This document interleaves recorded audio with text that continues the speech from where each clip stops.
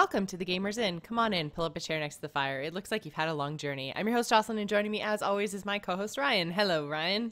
Hello. How are Hi. you? I'm pretty good. Busy week. Busy week, but good overall. Yes. Oh my. It's been so busy. This is one of those episodes where it's like we didn't play anything. I So know.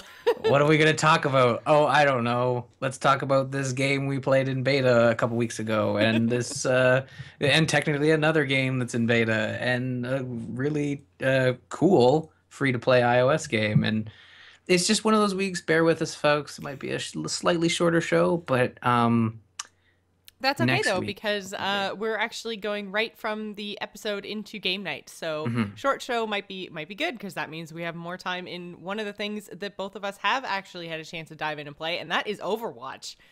So, Ryan, What? how do you like Overwatch? Actually it's funny enough, I haven't touched it since we played the beta, the open or not the open, the stress test beta. Oh. Um and really I've been living vicariously through everybody else because I was out of so a couple things. I purchased the game from an external site, so I don't have my key to get in early access open beta. But obviously I'm in the open beta like everybody else now, so that's good. Um and So yeah, and also I was out of town, so I wouldn't have even been able to play early access beta. So I'm not upset this time, but I am excited because I did just finish listening to Joce versus the World, which I don't think we mentioned on the show. Jocelyn, I don't think we kind of did have to pimp either. it. You gotta pimp it. Are you waiting for me to like give you the curtsy? Like, go ahead, let's do it. Let's talk about it No, because no, it's I about just Overwatch. honestly, I completely forget sometimes. You forget To, that. like What did I do for the last 2 days? Oh, right, I was being productive. Yeah, so for those of you who aren't aware, I have launched a new show called Joce versus the World. And the whole idea basically is it's like a hybrid stream and podcast. So Hmm. we do a stream somewhere between an hour and two long, and then go and do a podcast, kind of like a 20 to 30-minute roundup of tips and tricks for new players. And the whole idea is that we're looking at PvP games. So basically any game where you are going in and playing against another person. It could be multiplayer, it could be single player. Like I have some plans for some Hearthstone stuff, some Smite Good. stuff. But so far we've done Heroes, and this week was Overwatch. So it's me every week, and then I have a different co-host. So I pull in a just somebody who's familiar with the game, competitive at the game, to give me an idea of what to do when you first jump into a new title. Because I heard a lot of people saying basically, oh, I don't want to go in. I only play against AI. It's really intimidating to play against other people. The communities are toxic or blah, blah, blah, blah, blah. So I wanted to make a show being like, well, if I can do it, you can do it. And it's really not that bad. And here's some easy Hmm. ways to get into some of these titles. So yeah, this week we did Overwatch. It was a lot of fun. We played four of the kind of not necessarily beginner heroes, but easier to jump right into and play heroes that don't Hmm. necessarily, require a lot of aim or have a very easy to understand like set of abilities. So we played two support heroes, one tank hero, and a damage dealer. So kind of Hmm. tried to get the full spectrum in. So yeah, it was. I really really like Overwatch. Yeah. I'm My not good at first person shooters, but I feel like I'm at least half decent at Overwatch because there are so many different roles to play. It's not just shoot, shoot, shoot. Yeah, and the thing about the best part about your new series, Joust versus the World, and this is like an extended ad. Don't worry, we're gonna start talking about Overwatch. But well, we are talking about Overwatch. My favorite part about the last two episodes, you did Heroes with Kyle, then you did Overwatch with Dills, and I've only been able to catch the podcast. But the great part about the podcast is that you're now outside of the practice through reality where you're actually playing these real games against real people and sort of learning on the fly. But then when you get into the podcast, you talk about tips and tricks for new players, but without that like we're really good at this and we're going to tell you how to do it. You know how like you go to IGN or not IGN, but you go to like YouTube and search, okay, how do I do this? How do I play this game? I need a guide to kind of figure out how to do a specific puzzle. And sometimes it can be like the condescending like Mm-hmm. 12-year-old who knows who's very good at video games, but he's not very good at like Teaching? manners. That too. Uh, Manners. manners, like being polite, and Yeah. and it's just I don't know, maybe it's because we're Canadian and we just try to be nice, but if you're new to a game like Heroes or Overwatch or Smite or whatever, it's nice to not be talked down to, but to be like, you like kneel down and be like, okay, here's how it's gonna work. We're gonna do. It's not even like that. It's you look them in the eye, you tell them the best part, and even with Overwatch, you had mentioned that you didn't just cover the heroes that you should play first, but you also cover the heroes you're going to come up against Mm-hmm. first when you're sort of ranking up. And one of those points was Tracer, not because she's easy to play, but because she's the box art. She is The the poster child. premier, exactly the premier hero of the game. And I like, yeah, totally. That happened. Last time I played Overwatch, I went straight for Tracer because like, cheers, love, Cavalry's here. Let's do this. And she's fun to play, but She's she's hard. she's tough, Yeah. and she dies real quick, and it can get frustrating in these multiplayer games where people you're facing have clearly played more than the two matches that you've tried in stress tests that spanned 6 months. Mm-hmm. And yeah, like starting with those entry heroes is really key because to kind of like start yourself up. Like you have a choice of what, 21, Yes, there's and 21 heroes. Yeah. yeah, and just looking at that and be like, okay, that's too many to kind of make a judgment call.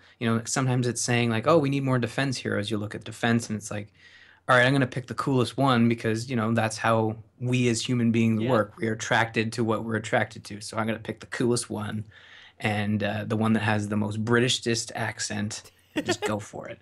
But no, it's a really great game. I'm looking forward to getting into the open beta later on tonight. And when's it launched? Like 2 weeks from now, The 2 or 3? 24th, May 24th. Okay, so wow, is that a day off for us? I think that is. No, it's the day after. Well, it's a. Lame. I guess it's a. Yeah, for me, I unfortunately will have to work that day, but maybe I could like, you know, get a work little. work from home maybe. Yeah, yeah. Oh, Oh, I feel this isn't so I should just stay home today. this isn't recorded on the internet that anybody could listen to, and I No. haven't told like my superiors that I'm a podcaster. Like, don't worry about it. It's fine. Maybe I'll take that day off. But I am excited to get into Overwatch and play it more because just like any multiplayer game, just jumping in for a couple matches can be overbearing and really Mhm. tough. What's your experience been with the open beta and even early access for that matter? I found that early access was good, Hmm. probably better. I haven't actually played in open beta yet. Everything that I did was early access beta, and I found it better than the stress test weekends because there weren't a whole bunch of people who had free accounts in there, like that fact that they have to pay for Overwatch. I feel like that keeps some of like there's no smurfing going on, or like there won't be any smurfing going on, but there was on the stress test weekend. So in the actual open or not open, the early access beta, it was good because that was all the people who'd purchased the game, and I found that a lot of the matchmaking was a lot better. And also because we went into matchmaking usually with, I think the most I went into matchmaking with was like 4 people. Right. And so anytime you go in with a full party, that makes it really, really difficult to actually do the matchmaking. Hmm. But yeah, the smaller the party, the easier it is for it to match you up with other people. So yeah. Yeah. I found that that's a really good point, and that this is a paid game, and the stress tests were always like a bunch of like an influx of people, some actually having their account flagged twice or three times Mm-hmm. and coming in there and playing with having that 6 months of experience, but playing as if their account was 2 days old. And I'm excited for the open beta just to kind of experience it some more because I haven't been in the beta. Don't worry, I've gotten over it. And played in taste there, but I'm actually really looking forward to when it launches, and the people who are playing it are the ones that put the money into it, and the servers reset and there's matchmaking, and we can just enjoy it without this Mm-hmm. timer in the background. Like, I have a weekend to play it, but oh wait, Sunday doesn't count. Yeah. So I'm And yeah, is that another thing? Like, are they being very super clear about how long? How long does the open beta last? It goes It's until the Friday. 9th, and I'm not Oh, 100% sure what time it actually shuts down, but they were very clear with the timing. They were like, yep, well, I guess it was 7 p.m. Eastern, so 4 p.m. Pacific. But at like 7 p.m. was right when it came up. So they're being specific with the uptime anyway. I don't know about the downtime, but well, if you're saying the 9th, then that includes Sunday. So praise the Blizzard gods. They learned that Sunday is a day that people have off and want to play video games. So I'm looking forward to finding time this weekend as well to jump back in and Mhm. get more time with it because I need more time with it because all my friends are so much better at it than I am because they've been playing it pretty actively.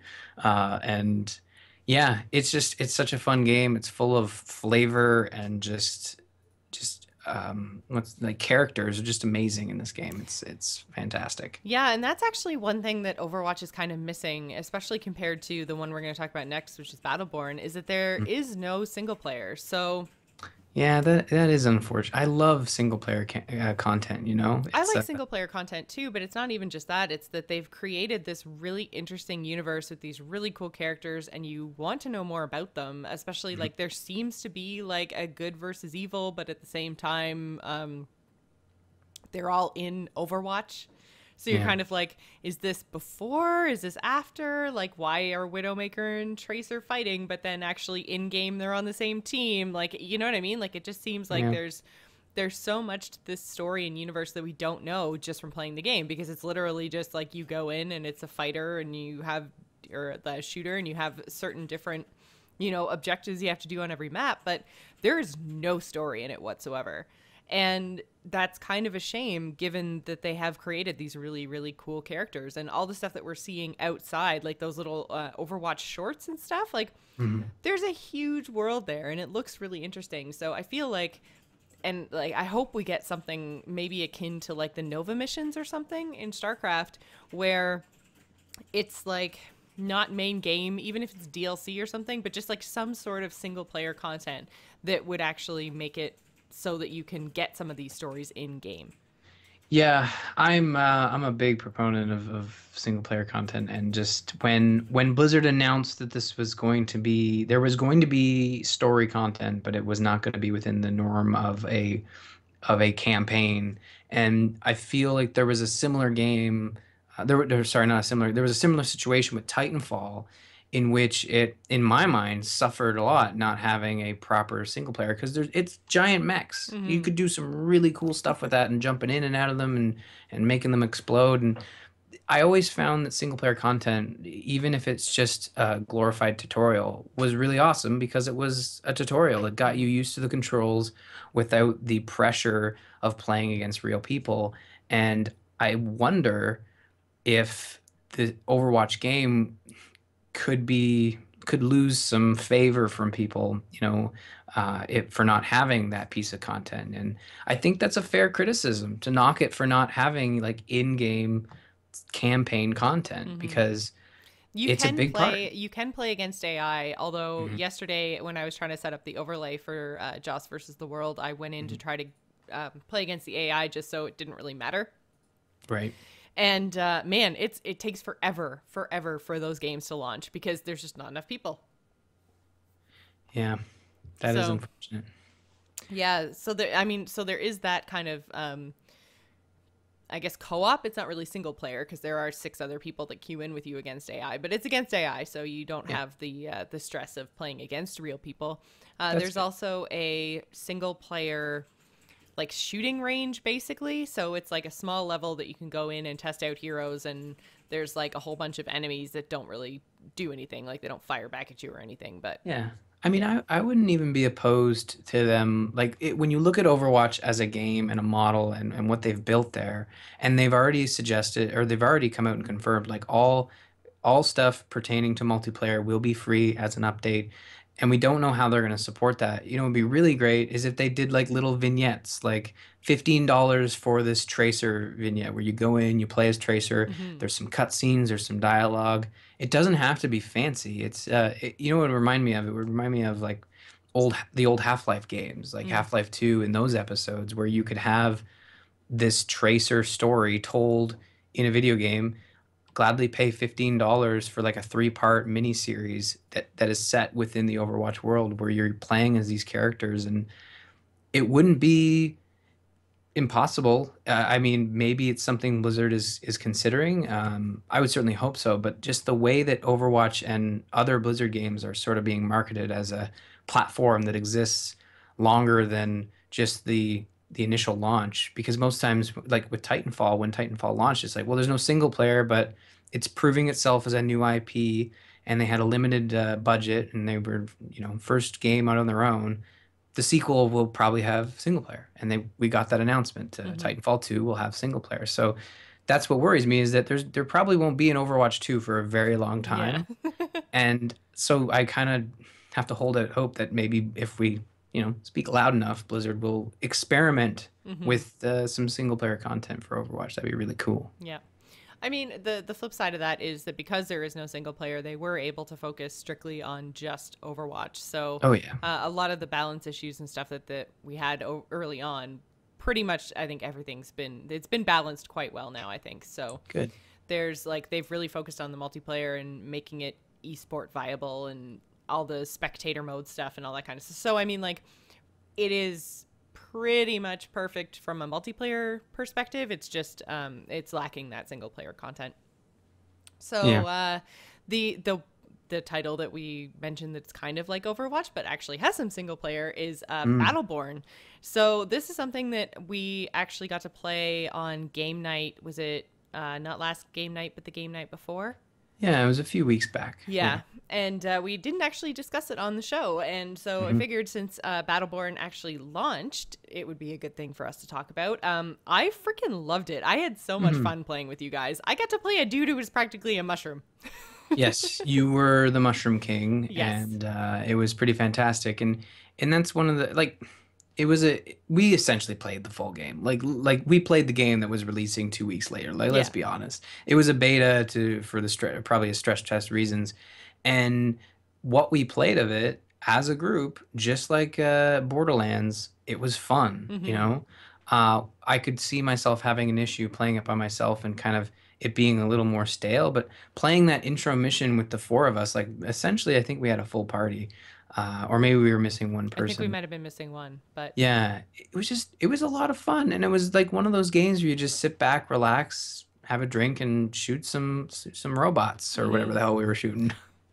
Yeah, and we had a couple of big boss battles, which were really Hmm. fun, and the Yeah, kind and of humor that was incorporated, yes, would say, is on par with Overwatch, if not better. yeah, It it's was kind of still. like Borderlandsy, I guess. Yeah, it's silly, but not as immature as Borderlands. Yes, So yeah. for those people who really like the immature humor, and I'm not judging, I thought it was funny, but there were moments where it was a little too far in Mm, that direction. And I feel like Battleborn's like, pulled back a little bit. It's still immature humor, but it's not like poop and fart jokes. yeah. Although they do slip those in occasionally, from There what I were a couple remember. of those, yeah. Yeah, but I know that that can probably rub people the wrong way. I've seen some people talking about Battleborn and like saying it's not funny. It's like, well, I think it's funny. I think Yeah. it's quite funny, and even more funny when you're with your friends and you're all laughing at the same time. I think Hmm. we all kind of have the same sense of humor when it comes to this stuff. And man, not just the single player, but the multiplayer we played, I was pleasantly surprised. I don't often enjoy online video games, and when one kind of piques my interest, like Battleborn, that's kind of exciting, really. So Hmm. I can't remember. We played all the different modes that were available in the beta, Yeah. but it was very MOBA like, where you're progressing through Yeah, the there's map and there's minions creeps and spawning and yeah, all that kind of yeah. stuff. Yeah, it was really neat. And I don't know, we had a full party at that point, and Hmm. we had Kalani on our team, and he was kicking butt and taking names, so Yep. that was good. So we just like followed his lead, Yeah. and Jimmy was with us, and he was doing fantastic. And I think you were the Mushroom King, and I can't remember what I played as. I can't remember.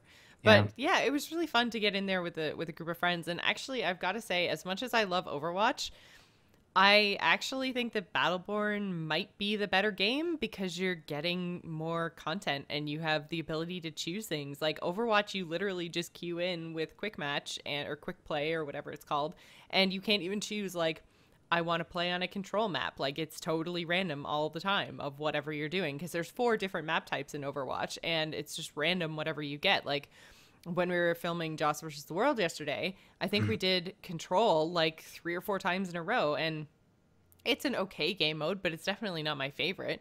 I Yeah. like the taking the 2 points game mode, the assault game mode. That's kind of like King of the Hill. Mhm. So, or no, I guess control is King of the Hill. Assault is capture the flag. Right. Yeah.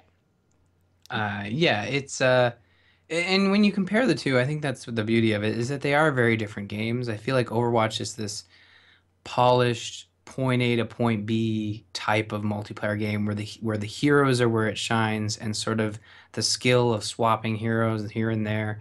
And then when you look at Battleborn, it's just about having fun. You know, you're Mm-hmm. having fun, you're you're just experimenting, you're doing crazy shit. And when you get sick and tired of playing people who are really good at the game, you can stop and say, okay, I'm going to take my friends and we're going to go home. We're going to take this ball back to our own private server and play some single player content. And it's like Borderlands, but they cut out like a lot of the extra fluff that I wasn't really into, like Mm. the guns and stuff. I much prefer the hero kit as opposed to finding the bajillionth gun that Yeah. just has fire damage. I mean, don't get me wrong, loot games are awesome, but it's nice when you just only have to worry about what your hero is doing and what damage you're choosing. And man, that the ability to just hit like I think it was one of the keys on the keyboard. Whenever you leveled up, you just hit a button, you hold a button down, the tree like pops up in front of you, and you have two choices. Mm-hmm. And you're not limited to the tree or whichever you start on. You just kind of like choose, do I power up this one or do I power up this one? Mm-hmm. It was And it was simple without yeah. being oversimplified. Well, the whole point is that in mid combat, if Mm-hmm. even if you're trying a new hero or you've played them for the 100th time, you're hitting that button and you're making a snap judgment. It's two buttons to level up as Mm-hmm. opposed to pausing the game, opening up the screen, choosing your oh wait, no, do I want that tree or do I want to branch out? You know, it's fast paced and it's so much fun. And like Borderlands, they've got a whole smattering of DLC plans. Mm-hmm. So if you get into it, you know there's going to be tons of content for at least the next year. Yeah, I think So so. The biggest thing for me, like, I really do think that Battleborn is the better game, but I find that a lot of these games kind of suffer from the fact that Blizzard is just so freaking big. Like, it's really difficult for another MMO to come out or another card yeah, game to come out because Blizzard and Warcraft and Hearthstone, they're just so big. So I feel like Battleborn is suffering from that a little bit because basically if you want to play, it's more fun to play with friends, and where are all your friends? All your friends are in Overwatch. So I don't think that Overwatch is the better game. I think Battleborn is the better game because mm, there's more to do and it's more fun. yeah. But yeah, like all my friends are in Overwatch, which kind of makes Overwatch win by default, which is kind of crappy. Well, and the thing is, and I've seen this pointed out before, and it's kind of weird to look at, but every time they've done this invitation flood for Overwatch, it's somehow related to what Battleborn's doing, and it's kind of like super dick move on the marketing team's standpoint where they're doing an open beta for Overwatch the day that Battleborn launches. And I mean, whatever, it's competition and it's good, but it's like you couldn't have just moved it a day and let Battleborn like have it. Just Like have one day. yeah, I've never really thought of Blizzard as that kind of like I know they like to do their own thing, but that's kind of cold and calculated when you look at it. And I'm not gonna like get angry at Blizzard. I'm sure Gearbox was disappointed, and I mean I can be disappointed in a company for doing what is clearly a kind of a dick move. Um, because they didn't need to do it on the same day. Poor Battleborn. And you're right. I mean, I don't know if it's the better game because I haven't played enough of either of them. But if you really look if you're one of those gamers who when reading a review you need sort of the pros and cons, and you look at Overwatch and you look at Battleborn, especially for me who has limited time to play without the pause button. you kind of look at Battleborn, it's like, well, that's got more for me because I can jump in, do single player, jump out. And that's a big deal for me because I love single player Hmm. content. And the day that Overwatch gets like single player content announced for it is the day that I'm all over that stuff. But until then, it's going to be a nice little game to jump in and out of, similar to Heroes and Diablo. When other friends are playing, I will be there and I will play that game and Hmm. have a blast. But Yeah, Mewcow in the chat room is basically saying the same thing. Like it totally worked on him because he forgot the Battleborn even launched yeah, because Overwatch open beta is just so that's what everyone is talking about right now is, it's just all over the place. Like, oh, who's in Overwatch? I'm playing Overwatch. Who wants parties? Like, and I look at my friends list on BattleNet and it's just like everybody's in Overwatch. So I'm just kind of like and Jim's saying the same thing, like it's really really hard to compete on equal footing when Blizzard just automatically has millions of players from the second they launch the game. hmm Whether it has staying power is another thing entirely, but like yeah, it's so hard to justify putting resources into a game if you're a company to then just go like, oh well, we have 100,000 people playing, yay. yeah. Where Blizzard can be like, well, shit, yeah, let's try this because we're gonna have 2 million people try it day one anyway. Like people are literally fighting over our beta codes. Like Well, yeah, it's when you look at Overwatch and you look at even like my limited time to play online games with my friends, I kind of have to pick and choose because there's mhm. there's a new one out every week where I could convince like you and other gaming friends to be like, let's all pick up this game and have some fun with it this weekend, and that's worth the $60 price of admission. But when it comes right down to it, it's like, okay, do I just pick up Overwatch? And then when you guys are playing Battleborn, I kind of just, try not to feel bad because I don't have enough time to play it. Yeah. And I mean, but that's the beauty of it is that these games, we sort of exist in this time where it's like a golden field of awesomeness. Like you can pick and choose what you want to play and you can come back to it too. Just because you don't play something the day it launches doesn't mean you think it's a terrible game. Mhm. So, and that's the other thing. I don't think there are actually reviews out for Battleborn yet because they didn't send out copies before it actually officially launched. More so due to the servers, I believe, than anything else. So maybe next week we'll have more reviews for it. But have you picked up Battleborn? Because we're strictly talking about our experience when we played the beta. Yeah, exactly. And I haven't picked up Battleborn because it's just too much money. There's like obviously I already purchased Overwatch. Hmm And then we've got Uncharted 4 coming out, and then I feel like there was one other thing coming out this month. But it's a really heavy month for games, Yeah. and I mean, well, Doom is coming out. Not that that's one that I'm going to pick up, but I feel like there was something right at the end of the month as well. Uh, yeah. I'm getting that sense too. Doom, yeah, Doom, Battleborn, Uncharted, and Overwatch. I think those were the big four. Oh yeah, maybe that's the four I'm Yeah. thinking of. So yeah, I But was really thinking of getting everything except for Doom, and then I'm just like, oh, I it's just so hard to spend that kind of money all in one month. So yeah, I it's had to make a choice, and unfortunately, Battleborn doesn't make the cut, and yeah. it is really really unfortunate because I think it's going to be a great game. From our experience in the beta, it was so fun. I Mm. feel like Battleborn is just going to become basically like Smite. There's a really small community that are really passionate about it, and hopefully one day everybody else realizes how much fun it is. Yeah, and like Jim is saying, he expects to buy it eventually, Hmm. and I kind of agree with him. Like maybe once there's that first sale, like even knocking like 15% off it or something. Like Yeah, I don't because want to, I think it's $80, isn't it? it is In eighty Canada, dollars. yeah. Yeah. And that's the And other thing too. Overwatch is cheaper, so we're yes, we're not well, talking on like price point wise. They're not the same.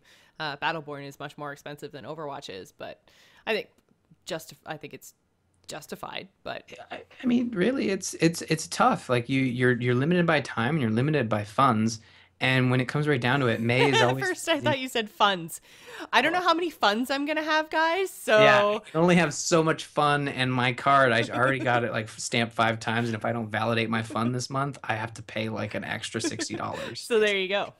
But no, you look at June, and June's fairly sparse, and July through the summer, it's gonna be crazy not busy this summer. Like Nintendo's got nothing. I don't think there's anything coming out for PlayStation or Xbox that I know of. So unless someone comes out and announces like just this amazing lineup of games for the summer, Battleborn is probably going to be one of those things that we just come to when we get a quiet month like June or Hmm. July. And I mean, Overwatch is such this big thing that it's hard to think past that, especially with Overwatch and Uncharted 4 in the same month. I'm probably forgetting about some titles coming out this summer, but as far as I know, like May just turns into September, and that's when the games start coming out Yeah. again. So, uh, well, then there's E3 in June, and I'm sure Hmm. there'll be some stuff there, but uh, yeah, I'm gonna come back to Battleborn, I think. Although we did make Mew Cow just purchase it, so maybe we'll have to bite the bullet, or else you'll be angry. Yeah, exactly. So we just wanted to remind everybody that if you want all of your favorite A Move stuff on glasses, you can go to bit.ly.com/amove store. We've got pint glasses, wine glasses, all kinds of stuff, and you can get the A Move logo, you can get the TGI logo, TAC and ITN. They're all over on the site. So again, that is bit.ly/A Move store.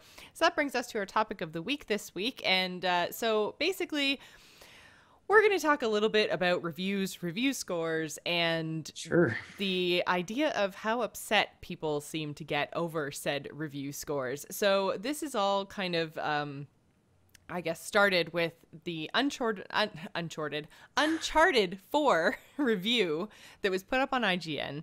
Right. And the reviewer, Lucy O'Brien, gave Uncharted 4 an 8.8. Fantastic score. What are we even here for? That's amazing score. Yeah, so she gave it an 8.8. Hmm. And the internet exploded. So basically, they're saying that she's a terrible reviewer, that if she doesn't give it a 9 or higher, then she's lying. They're saying things like having a female hero as the playable character is worth zero point 0.5 of a mark because she gave um, Tomb Rise of the Raider, Tomb Raider, Tomb yeah. Raider, a 9.3. Hmm. And so, can we just get rid of scores already? Like, why or what do the points even mean? Like 8.8, 9.3, like can't we just average them to 9? Like all of this seems so ridiculous to me. Well, there's a website for that. It's called Metacritic, and it's currently sitting at a 94. And I mean, if we really want to get down and dirty when it comes to numbers, like, oh, who cares? Like at the end of the day, if there's a game you really like, you're gonna read the review. You might look at the number to get a bird's eye view of what you're gonna read, but when I see an 8.8, it's like I don't need to read that review. That's like I don't. I also don't need to validate my purchase, but I really think I look at that number and I'm like, this person really enjoyed this game, and I trust this reviewer, and I'm not gonna read the review because I don't want to kind of spoil my experience. So knowing it's an 8.8, I'm like, okay, perfect. I think I'm gonna have a great time, and I walk away and I don't read the comments. Uh, you know, but for some reason, there are these people who see this score who have not played the game. Maybe, just maybe, they played a snippet of gameplay at a preview event, but that's even unlikely. And they're just toasting, like just going in there and just lighting everything on fire, Yeah. for just unfortunate reasons. It makes zero sense to me. Yeah. Um, I don't understand people getting upset at review scores before they've even played the game. Like that seems a little bit nuts. mhm. But yeah, the whole situation, I like I'm at the point now that I'm like I don't even 100% know what to say about this. Like, Yeah, I mean, the internet for some when we say the internet, we're literally lumping everybody in who use the internet. Let's just call them what they are. They're idiots who have nothing better to do than just go off on this person who's doing her job. mhm. She's doing her job, and you can't even you look at this and it's like, what would have happened if, and for some reason it's the female reviewers who get the worst flack. Yeah. We want this industry to be have gender equality, yet for some reason whenever a female reviewer comes by or a female writer comes by, we just have to, like, salt the earth. Tell I don't them all the understand. ways that they're wrong. Yeah, and you know what? She's not wrong. I went through the review and I just kind of scanned it because again, I don't not want to spoil the game, but I did want to see what the big hubbub was. So I read the It's a review. positive review, and It's a 8.8 very is a good score. Yeah, and her main complaints were, and not even complaints, but criticisms were that the game had a very expanded third act. It kind of dragged, and you know what? that'd be a criticism I would lay on every Uncharted game. Mm. They just feel too long for what they are, and it's usually the third act that's failing. It's almost like they build this great first two acts and they have a great ending, but they don't want it to be a 10-hour game. They want it to be a 15-hour game. So Mm. they kind of They stretch it. stretch it. They put some stuff in there. It doesn't make it a terrible game. It just makes you notice that this game isn't perfect. So here are the problems. Well, and And I think yeah. that that's another thing, and I've talked about it before with I think it was Skyward Sword. They got 10 out of 10 when I mean that game is crap. Like and I don't think that 10 out of 10 games should even exist. No. Like there's no such thing as a perfect video game, whether it's control issues or story issues or graphics issues or whatever. Like every single game has issues because developers have to cut corners to get things out on time and to not spend millions and millions and millions of dollars. Yeah, So there's it's true. always going to be something where they're just like, okay, we can do thing A or thing B.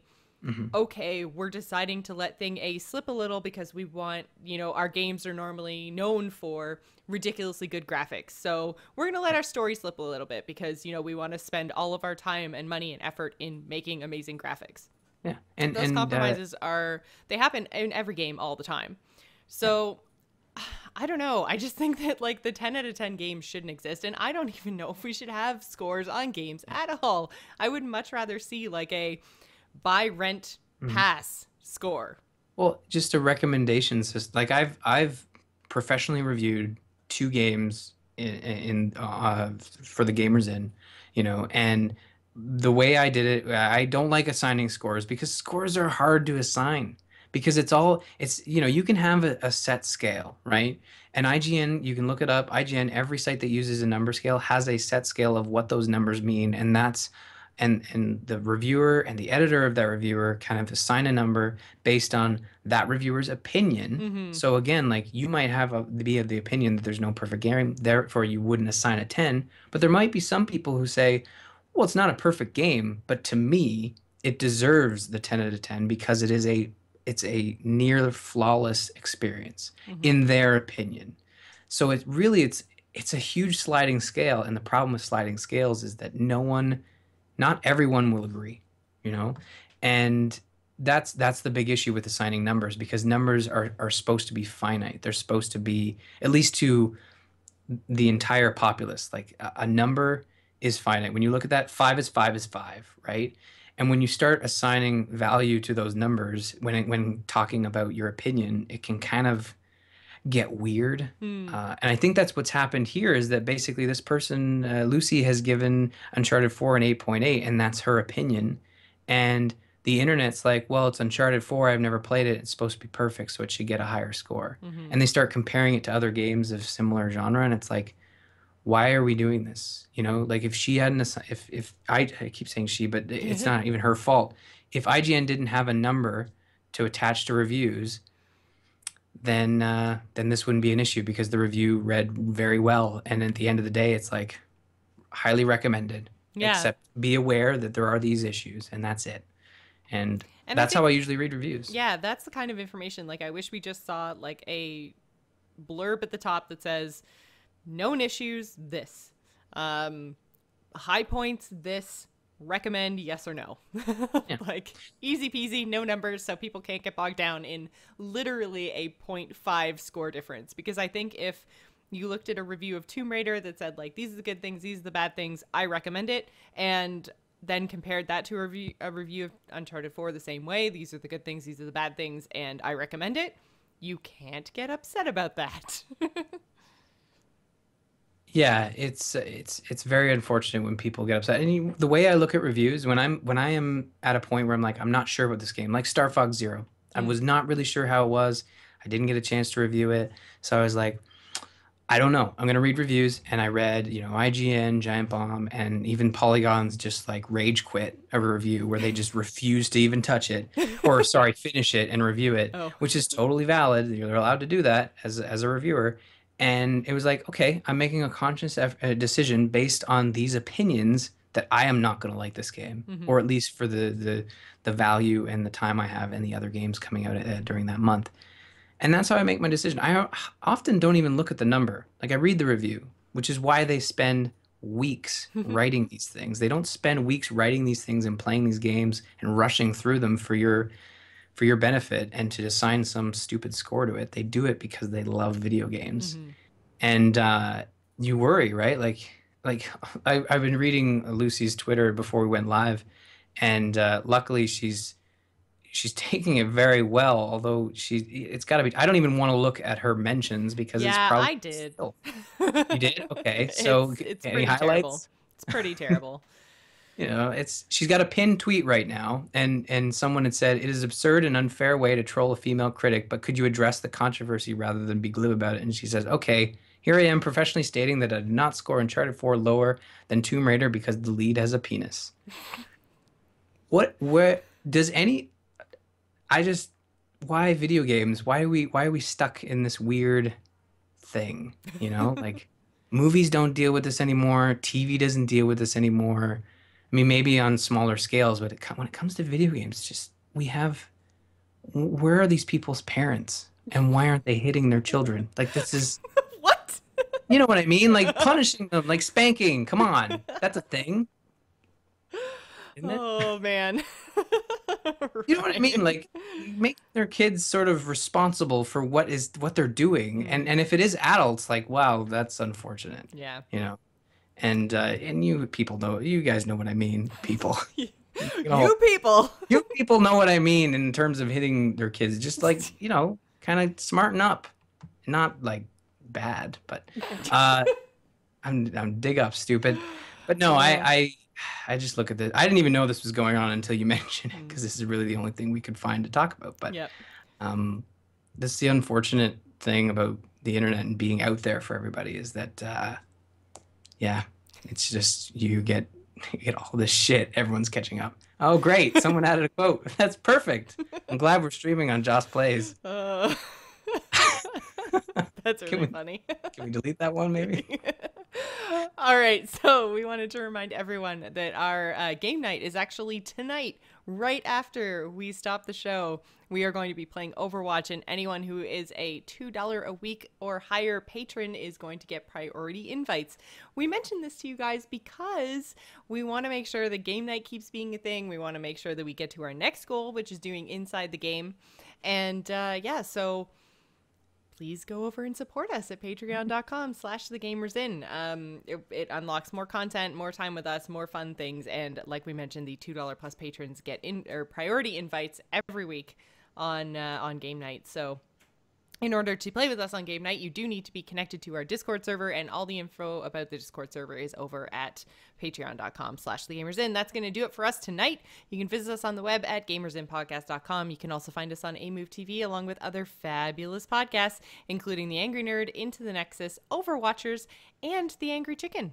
Also, Joss versus the World now is also over on AMove.